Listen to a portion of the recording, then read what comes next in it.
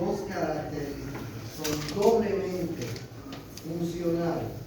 ¿Cuál es la doble función que tiene cualquiera de los 31 nervios? Son motores y son sensitivos. ¿Sí? ¿Y cómo comprobamos esto?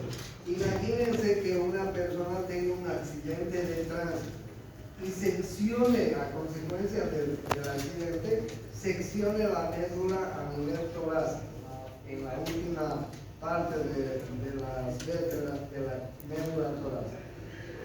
¿Qué va a pasar desde ahí para abajo? ¿Qué va a pasar con ese paciente? Va a tener que parálisis. Pero ¿qué tipo de parálisis va a tener? Motora y sensitiva. Porque ese paciente no va a poder mover nada, ni va a poder sentir nada. ¿Entienden? ¿Por qué razón hay una parálisis motora y sensitiva? Porque los nervios que están saliendo de ese nivel para abajo son motores y sensitivos. ¿Entienden? Entonces, fíjense bien los nervios que salen y entran a la médula espinal. De las astas anteriores salen fibras motoras y a las astas posteriores llegan fibras sensitivas. Así está formado un nervio periférico. Por eso es que yo les muestro la sustancia gris, que además está formada por astas anteriores, por astas posteriores y por astas laterales, que son muy pequeñas. Bueno, pero además la médula espinal tiene sustancia blanca. La sustancia gris está en el medio, parece una mariposa o una letra H si quieren. Y la sustancia blanca está en la periferia. Miren ustedes cómo está formada la sustancia blanca. En la parte anterior tenemos los cordones anteriores.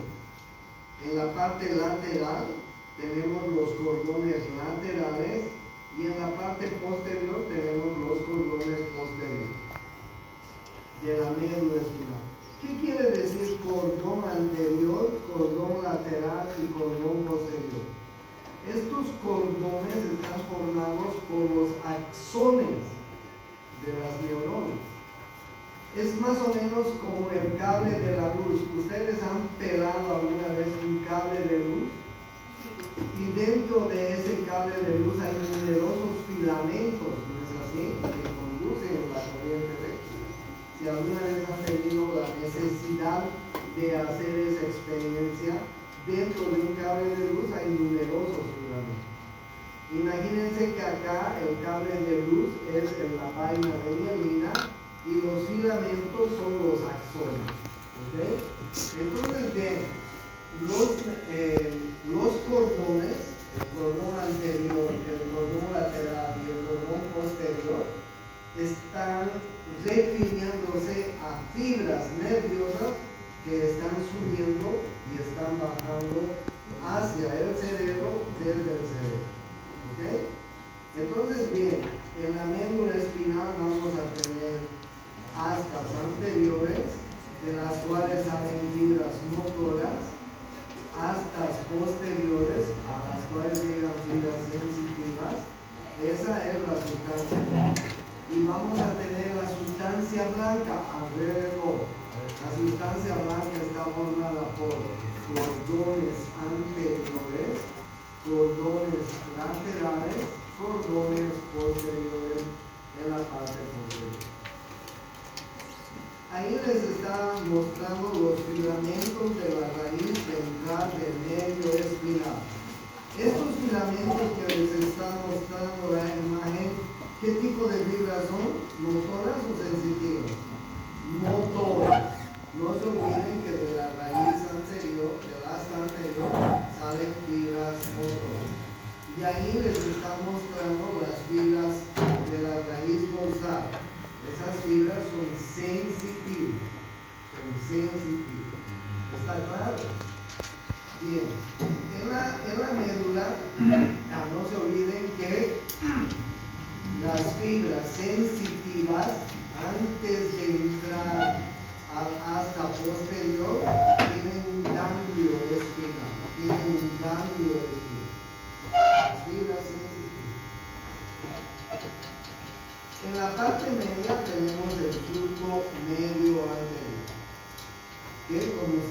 bien, es un surco bastante bien marcado.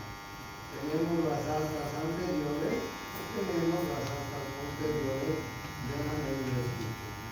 ¿Okay? Bien, entonces miren ustedes cómo está situada en una vista general. La médula espinal está en el medio de la columna vertebral. Si nosotros nos acordamos de cómo está formada la columna vertebral, está formada por vértebras. En la parte anterior están los cuerpos vertebrales, ¿sí? En la parte posterior están estas apófisis, que se llaman las apófisis espinosas, y en la parte lateral están las apófisis transversas, acuérdense. Esta seguramente es una vértebra torácica, porque miren, nos está identificando a la aorta descendente que baja por delante de la columna vertebral, ¿sí?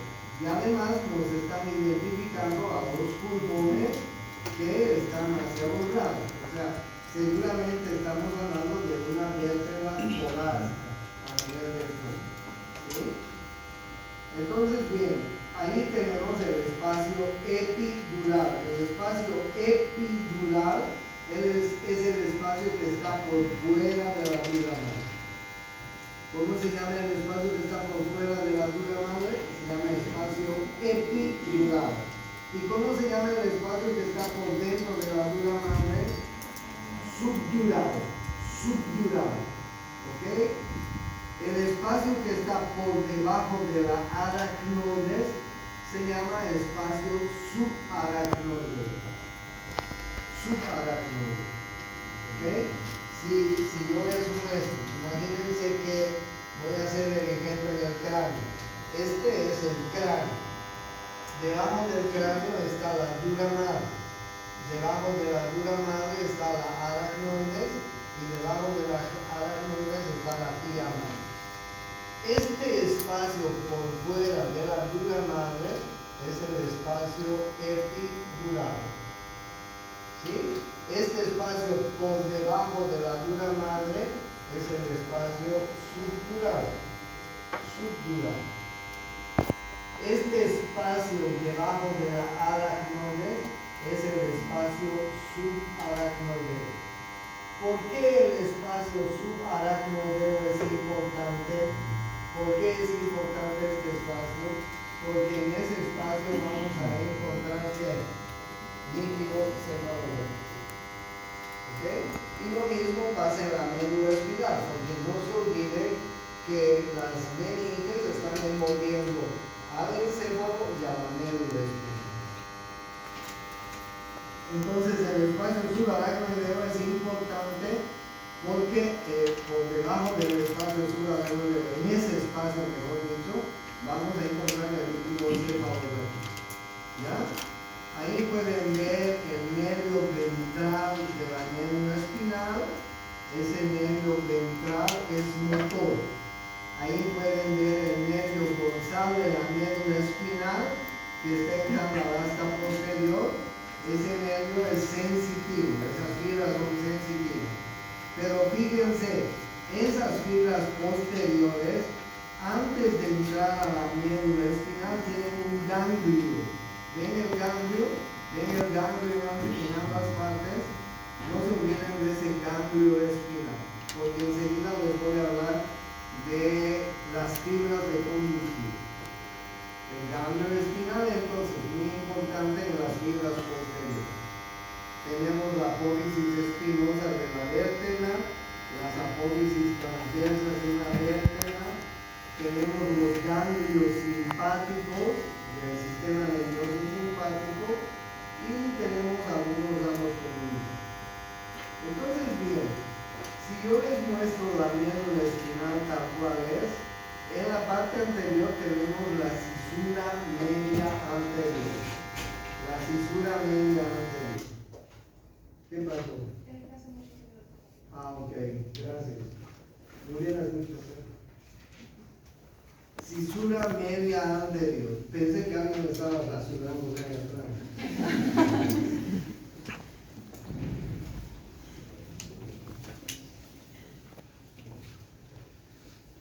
En la parte posterior está el surco medio posterior.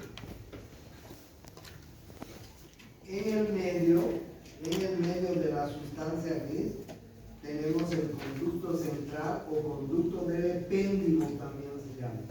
A lo largo de toda la médula espinal tenemos un conducto central que está comunicado con el cuarto ventrículo. ¿Ok? A lo largo de toda la médula espinal. Tenemos la sustancia, el asta anterior, la columna gris anterior, asta anterior. Tenemos el asta lateral y tenemos el asta posterior. ¿Ok? Del asta anterior salen fibras motoras. Del asta lateral salen fibras vegetativas que tienen que ver con el sistema nervioso simpático. Y al asta posterior llegan fibras sensitivas. Muy bien. ¿Ok? Luego tenemos el tabique intermedio posterior. Miren ustedes el tabique. No se olviden que teníamos un surco medio posterior ahí. Surco medio posterior. Y tenemos un tabique intermedio posterior que divide en dos fascículos la parte posterior. El cordón posterior está dividido en dos fascículos, uno medial y otro lateral. ¿Okay? Se llaman los fascículos de Gore y de Burger. Y están divididos por el tabique intermedio posterior. Luego tenemos el cordón anterior, el cordón lateral, el cordón posterior. ¿Y qué vamos a encontrar en el cordón anterior, en el cordón lateral y en el cordón posterior? Vamos a encontrar fibras que van a ascender hasta la corteza cerebral, fibras que van a descender de la corteza cerebral. ¿Ok? Por ejemplo, si yo le produzco cualquier estímulo a una persona en la parte periférica, cualquier estímulo, ese estímulo va a venir así, va a entrar a la médula y va a subir hasta la corteza cerebral. Y de la corteza cerebral va a partir un estímulo que va a obtener una respuesta. En el caso de que prendamos, por ejemplo, un fósforo, una cerilla, y nos quemamos, nos salta el fósforo y nos quemamos la punta del dedo, ¿cuál es nuestra reacción? Inmediatamente recorrer el dedo, ¿no es cierto? Es decir, nos protegemos del dolor que nos produce. Entonces, ¿cuál es la sensación que estamos recibiendo? El dolor sube hasta acá. Se procesa en el cerebro y la respuesta al dolor baja otra vez. Y retiramos. Entonces, ¿cómo se llaman las fibras que están subiendo hasta el cerebro? Ascendentes o aferentes. Y las fibras que están descendiendo del cerebro se llaman fibras descendentes o eferentes. Entonces, nosotros vamos a ir viendo ahora las fibras ascendentes, aferentes y las fibras eferentes. Un poco complicado, pero ya me van a ir entendiendo. Y las fibras aferentes y eferentes suben y bajan por los cordones posterior, lateral y anterior. ¿Ok? Ahí tenemos algunas fibras ascendentes, de las cuales les voy a ir mostrando en algunos ejemplos para que ustedes lo entiendan. Ahí ustedes tienen el haz espinotalámico anterior. Todas son fibras ascendentes que están transportando algún estímulo. ¿Ok? El haz espinotalámico anterior, el haz espinotalámico lateral, el haz espinotectal, el haz espinoolivar, el haz espinocerebeloso anterior, el haz espinocerebeloso posterior, el haz de Gore, el haz de Wood. ¿Ok? Todas son fibras ascendentes, aferentes. Pero les voy a dar ejemplos para que terminen de entender de qué estoy hablando. Bueno, y de la misma manera, así como tenemos fibras ascendentes o aferentes, si ustedes quieren, tenemos también fibras descendentes o eferentes. ¿Ok? Ahí tienen el haz córtico-espinal anterior, muy importante, son fibras motoras. Algo que les quería decir. Las fibras ascendentes son sensitivas, están transportando algún tipo de sensibilidad. Y las fibras descendentes son motoras, ¿ok? Están transportando la función de mover nuestros músculos, nuestros miembros superiores, inferiores, etc. ¿Qué función tienen las fibras ascendentes? Son sensitivas. ¿Y qué función tienen las fibras descendentes? Son motoras. Y ahí ustedes tienen el haz córtico-espinal anterior, el haz córtico-espinal lateral, el haz tectoespinal, el haz vestíbulo-espinal, el haz rubroespinal, etcétera, etcétera, que ya les voy a ir indicando en qué consiste. ¿Ok? Entonces, a ver, les voy a hablar de la vía del tacto fino. ¿Dónde tenemos terminaciones para el tacto fino? ¿Quién me dice? ¿Dónde tenemos terminaciones para el tacto fino? Por ejemplo, a ver, les hago una pregunta. En la planta de mi pie, ¿tendré terminaciones para el tacto fino? O en la espalda, ¿tendré terminaciones para el tacto fino? Por ejemplo, miren algo, les voy a hacer un ejemplo. ¿Me puedes decir, por favor, qué te estoy colocando en la espalda? ¿Sientes algo que te estoy colocando algo? Sí. ¿Ah? Sí. ¿Los dedos? Sí. ¿Estás seguro? No le estoy colocando los dedos, le estoy colocando una moneda. ¿Entienden? O sea, no tenemos terminaciones nerviosas para el tacto fino. ¿Dónde tenemos terminaciones nerviosas para el tacto fino? En las manos, en los pulpejos de los dedos tenemos. Porque si yo a cualquiera de ustedes le doy algún objeto con los ojos cerrados en los pulpejos de los dedos, fácilmente cualquiera de ustedes va a discriminar. Por eso es que el tacto fino se llama también epicrítico, se llama también discriminativo, se llama también detallado, ¿sí? Y entonces estas terminaciones nerviosas del tacto fino la tenemos generalmente en las manos, en el tacto.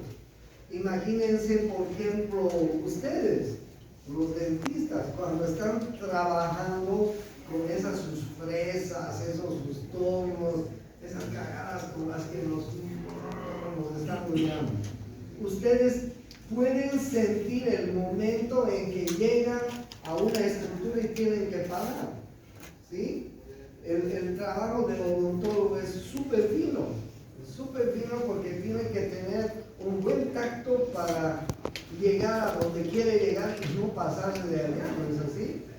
Porque si luego se pasan van a producir algún problema en el paciente.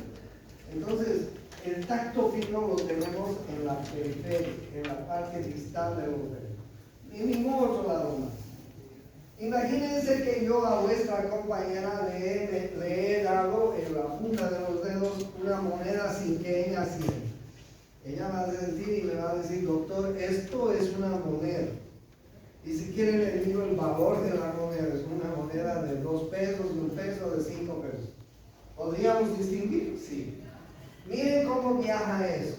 De la periferia llega la sensación al ganglio espinal, al ganglio raquídeo. Acuérdense del ganglio raquídeo. Les decía, en toda la columna, a lo largo de toda la columna, las fibras sensitivas antes de entrar al asta posterior tienen un ganglio espinal. Quiere decir que acá en el ganglio espinal van a ver los cuerpos de las neuronas. Así van a estar las neuronas, ¿ok? Formando el ganglio espinal. ¿Y dónde están los axones? Pues los axones son estos. Los axones son estos que están formando esta fibra. ¿Ok? Y las terminaciones nerviosas de estos axones, ¿dónde están? En la punta de los dedos. Entonces, bien, la sensación del tacto fino entra y llega a la primera neurona. La primera neurona está a nivel del ganglio raquídeo. Del ganglio raquídeo se va a ir a conectar con la segunda neurona. La segunda neurona está a nivel del bulbo raquídeo. Esto es médula espinal, esto es bulbo raquídeo. Aquí al medio tenía que estar la protuberancia. Aquí tiene que estar el mesencéfalo. Ahí está el diencéfalo, el tálamo. Diencéfalo. Y allá arriba está la corteza cerebral. Entonces, bien, miren ustedes cómo esa sensación de la primera neurona se va a comunicar con la segunda neurona. La segunda neurona se encuentra a nivel del bulbo raquídeo. Se llama el núcleo de Golgi de Boulders. También es llamado el núcleo de Gracil y cuneiforme. O si quieren, el Golgi y el Boulders. ¿Y cómo va a subir de la primera neurona a la segunda neurona, que está a nivel del bulbo raquídeo? Pues a través de sus axones. Miren cómo el estímulo entra hasta posterior de la médula, llega al cordón posterior y sube a través de los haces de Golgi y de Boulders a la segunda neurona. Estos haces que están en el cordón posterior se llaman haces de Golgi y de Boulders, y de ahí llegan a la segunda neurona.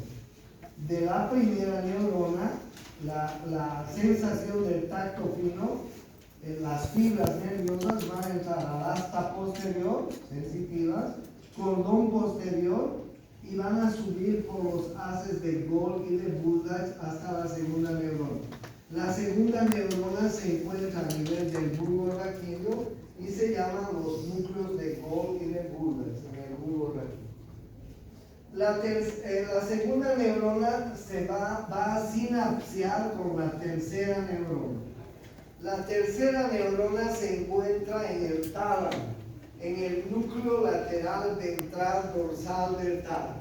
Miren ustedes cómo las fibras nerviosas se van a entrecruzar hacia el otro lado, van a subir por la protuberancia, por el mesencéfalo, van a agarrar la cinta del reino media y van a llegar a la tercera neurona. La tercera neurona se encuentra en el tálamo, les decía, en el núcleo lateral ventral dorsal del tálamo. Y desde ahí, la tercera neurona se va a conectar con la corteza cerebral. ¿Con qué parte de la corteza cerebral? Esto es lo que quiero que atiendan bien. Se va a conectar con el lóbulo parietal, con la circunvolución postcentral, área 1, 2 y 3 de Brodmann. Ahí tenemos el centro de la sensibilidad. Es decir, que ahí va a llegar nuestra sensación del tacto fino y ahí va a discriminar si es tacto fino. Porque podríamos recibir otra sensación además del tacto fino. ¿Qué creen ustedes? No me están entendiendo, ahorita me van a poder entender, terminar de entender, con la siguiente figura. Sí, podríamos recibir otra sensación además del tacto fino, ¿ok? ¿Y cuál es la siguiente sensación que podríamos recibir? del tacto fino, pues la del tacto grueso. La del tacto grueso,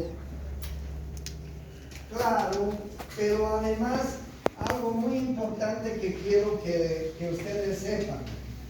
El tacto grueso no solamente transmite tacto grueso, sino también transmite matices afectivos y sensaciones libidinosas.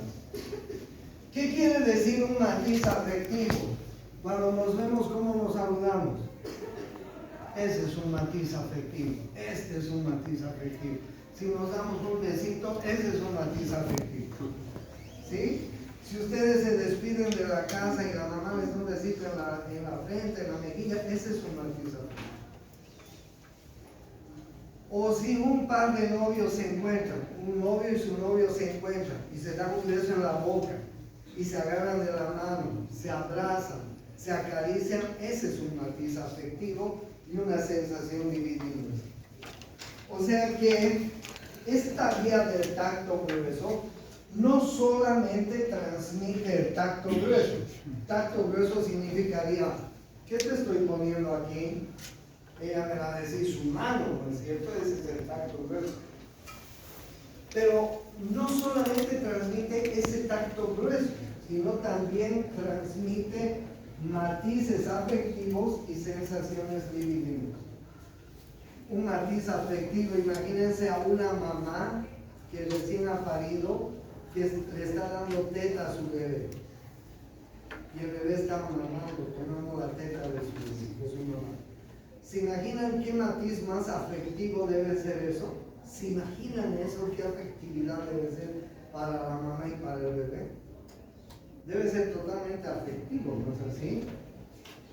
Bueno, entonces miren cómo se transmite la sensación del tacto grueso, pero que además no solamente lleva tacto grueso, sino matices afectivos y sensaciones libidinosas, sensaciones que están relacionadas con la parte sexual, con la sexualidad. Pero desde el punto de vista, bueno, no estoy hablando desde el punto de vista morboso, tengan en cuenta. Entonces, bien, las terminaciones nerviosas para el tacto grueso, para las sensaciones afectivas y para las sensaciones libidinosas, las tenemos en todo el cuerpo. Las tenemos en todo el cuerpo.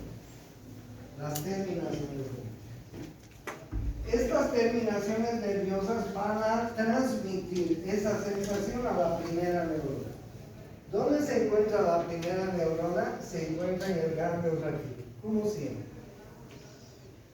De la primera neurona, aquella sensación va a transmitir a la segunda neurona. La segunda neurona se encuentra en el asta posterior de la médula espinal. Miren, fibra sensitiva. No se olviden que las fibras sensitivas entran al asta posterior. La segunda neurona está en la médula espinal, en el asta posterior de la médula espinal, en un núcleo que se llama el núcleo esponjoso de Waldecker. ¿Ok? Nos vamos a quedar con ese. ¿Cómo se llama la segunda neurona del tacto grueso, matiz afectivo y sensación libidinosa? Se llama núcleo esponjoso de Waldecker. ¿Dónde se encuentra el núcleo esponjoso de Waldecker? En el asta posterior de la médula espinal. La segunda neurona tiene que subir y conectarse con la tercera neurona. Pero miren lo que está utilizando. Está utilizando el haz espinotalámico anterior. El haz espinotalámico anterior. Esto es pregunta de examen. ¿Qué sensación transmite el haz espinotalámico anterior? La respuesta es la sensación del tacto grueso, matiz afectivo y sensación libidinosa. ¿Ok? Miren ustedes, de la segunda neurona la vía nerviosa va a subir a través del haz espinotalámico anterior, va a subir hasta encontrarse con la tercera neurona. La tercera neurona está en el tálamo, sigue ahí en el tálamo. Y del tálamo, a través del brazo posterior de la cápsula interna, la tercera neurona se va a encontrar con la cuarta neurona. La cuarta neurona sigue en el mismo lugar, es decir, sigue en el lóbulo parietal, en la circunvolución postcentral, área 1, 2 y 3 de Broca. Es decir, que esta partecita del cerebro es la que nos va a discriminar si estamos recibiendo tacto fino, si estamos recibiendo tacto grosero, matiz afectivo o sensación dividida. ¿Se dan cuenta? Ahí está el centro de la sensibilidad. Ahí está el centro de la sensibilidad. Pero van a terminar de entender cuando les hable de la tercera sensación. La vía termoalgésica. ¿Qué quiere decir termoalgésica? ¿Está en relación con qué? Está en relación con la temperatura y con el dolor. Esta vía es súper importante, porque si yo les pongo a ustedes algo muy caliente en la mano, ¿cuál va a ser la reacción? Soltarlo, ¿no es así? O si les pongo algo demasiado frío, imagínense, he sacado algo que estaba, una cubeta de hielo del refrigerador, se las pongo en la cara o se las pongo. Bueno, los vamos a retirar. Y la otra sensación es el dolor. Imagínense un niño que mete el dedo en el enchufe. ¿Qué va a sentir ese niño metiendo el dedo en el enchufe? Dolor. Lo va a sacar inmediatamente. Miren cómo viaja la sensación del calor, del frío y del dolor. Termoalgésica, así se llama. Las terminaciones nerviosas para el calor y el frío las tenemos también en todo el organismo, porque todo nuestro organismo puede sentir esta sensación. Sí, cualquier parte del cuerpo puede sentir esta sensación. La primera neurona, imagínense que estamos recibiendo algo muy caliente en cualquier parte del cuerpo, nos hemos quemado accidentalmente con algo. Esa sensación va a ir de la periferia a la primera neurona. La primera neurona se encuentra siempre en el ganglio raquídeo. La primera neurona se va a comunicar con la segunda neurona. La segunda neurona se encuentra en el asta posterior de la médula espinal. Se llama núcleo de la sustancia gelatinosa de Roland. ¿Cómo se llamaba la segunda neurona en el tacto grueso, matiz afectiva? ¿Se acuerdan cómo se llamaba la segunda neurona? Núcleo esponjosa de Roland. Aquí, ¿cómo se llama la segunda neurona? Núcleo de la sustancia gelatinosa de Roland. De ahí, de la segunda neurona, miren lo que toma esta vía. El haz espinotalámico lateral. Es pregunta de examen. ¿Qué transporta el haz espinotalámico lateral? La respuesta es vía termoalgésica. ¿Ok? ¿Se acuerdan qué transportaba el haz espinotalámico anterior? El haz espinotalámico anterior transporta la vía del tacto grueso, matiz afectivo y sensación libidinosa. ¿Ok? El haz espinotalámico anterior transmite esta vía, pero aquí el haz espinotalámico lateral transmite la sensación termoalgésica. La vía se entrecruza al otro lado, sube al bulbo raquídeo, a la protuberancia, al mesencéfalo, y se conecta con la tercera neurona. La tercera neurona está en el núcleo lateral ventral dorsal del tálamo, igual que el resto. Y desde ahí, a través del brazo posterior de la cápsula interna, va a ir a la cuarta neurona. La cuarta neurona se encuentra siempre en el mismo lugar. Se llama la corteza sensitiva.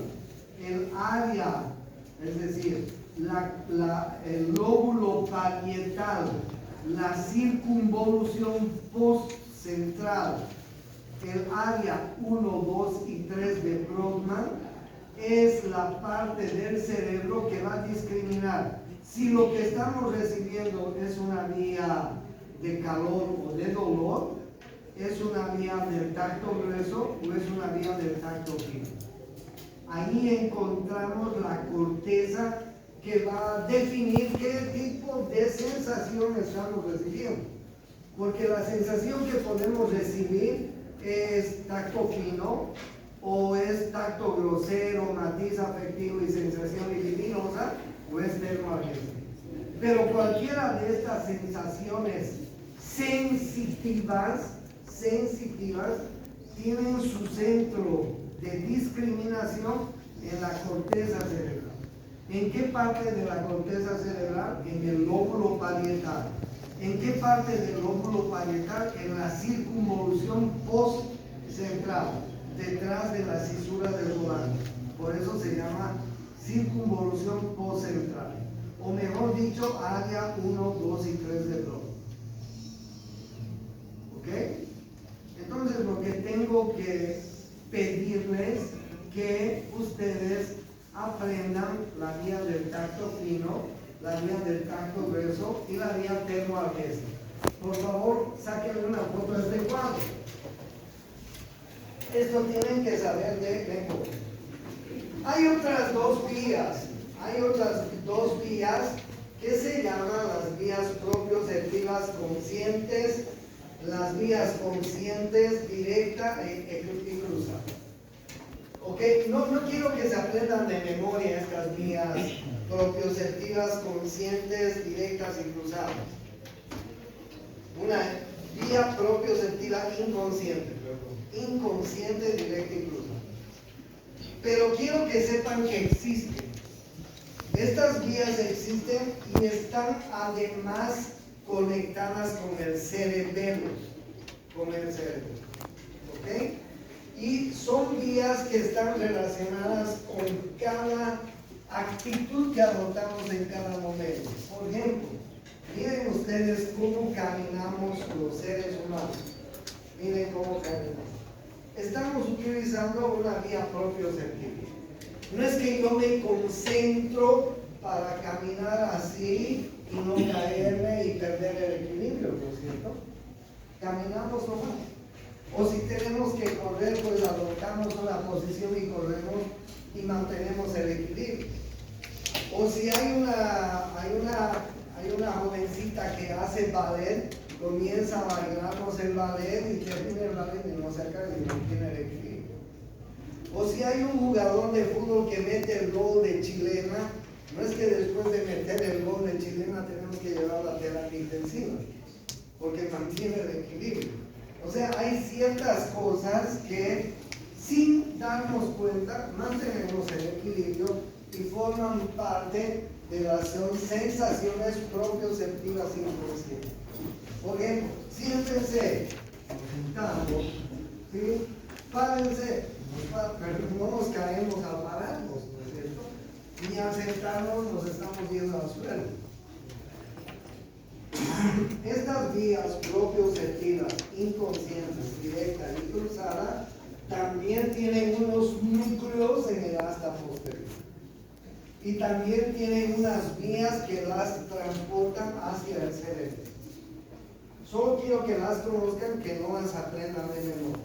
Pero las que sí tienen que aprender de memoria es la vía del tacto fino, del tacto grueso y de la vía termoadhesiva. Vía del tacto fino. Vía del tacto grosero, pero no se olviden que el tacto grosero además está transportando sensaciones afectivas y sensaciones relacionadas con la sexualidad. ¿Okay? El beso de un esposo con su esposa, la caricia que puede darse un esposo con su esposa o un novio con su novio, el agarrarse de las manos, etcétera, son sensaciones que están en relación con la sexualidad. Y las sensaciones afectivas son las sensaciones que cada momento utilizamos. Cuando nos encontramos, nos damos la mano, nos damos un besito en el cachete, nos saludamos bien, esa es una sensación afectiva. ¿Okay?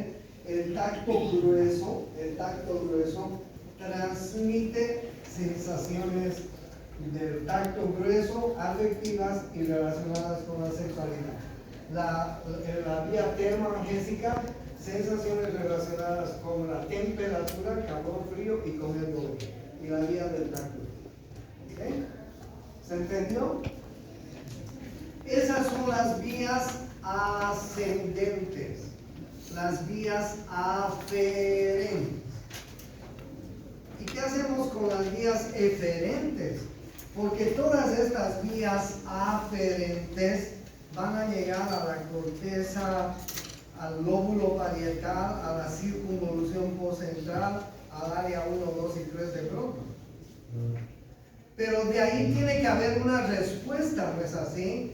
Porque si yo agarro algo muy caliente, tengo que soltarlo. Esa es mi respuesta, soltar. Si alguien me da un pinchazo en el dedo, ¿cuál va a ser la reacción? Retirar. Esa es la reacción de la vía descendente. O sea, toda reacción o toda acción tiene una reacción. Toda vía ascendente tiene una vía descendente, que es la respuesta, pero no les voy a hablar de las vías descendentes ahora. Primero me aprenden las vías ascendentes. Y la próxima clase les hablo de las vías descendentes. ¿Estamos?